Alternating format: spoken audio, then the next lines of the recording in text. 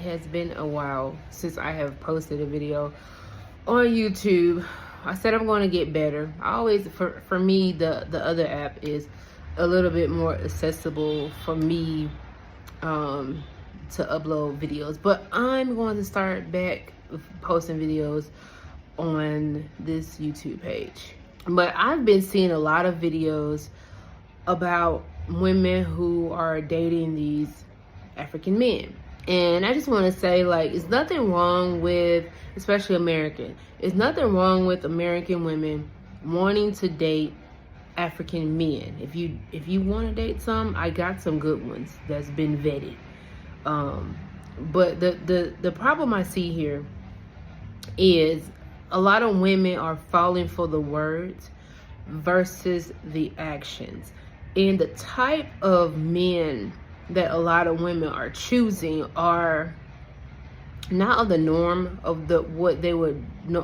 Well, I'll take this back. I don't know what normally a lot of other women back home would choose, but for me, I have non-negotiables, and my non-negotiables are, you have to have something about yourself. You have to be doing. You have to have some type of career, some type of formal education, things of that nature. You have to meet me where I am. I have it, so I want you to have it.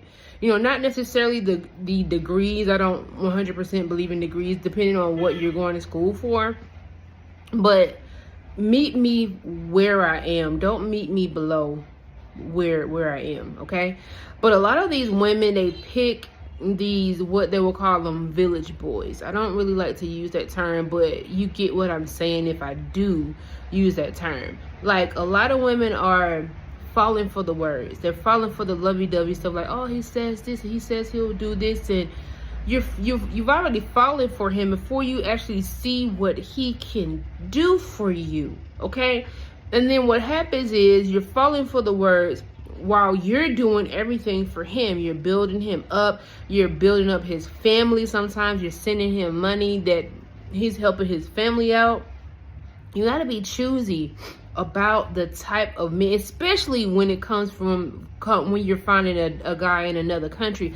I feel like your non-negotiables need to be elevated, because at least in the States you can kind of see in person who they are and what they're about. But when they're far away, it's hard to see. So a lot of women are getting scammed. But some women, and it's gonna sound bad, but some women have to blame themselves. They missed a lot of the red flags. They're falling for the hype. They're falling for the words instead of coming to meet that man, stay with him for a while, at least a few weeks, to vet him, to see how he moves, see how his family moves.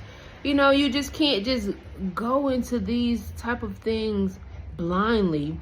And then when he does leave, you call scam.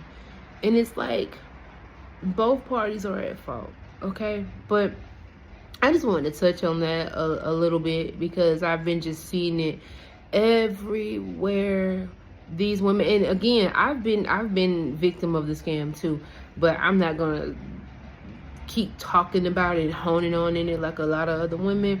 I have a current relationship that I'm focused on, and I don't want to keep bringing that negativity into the atmosphere. But ladies, when you're choosing that man, just ask yourself, would you choose that type of man back home?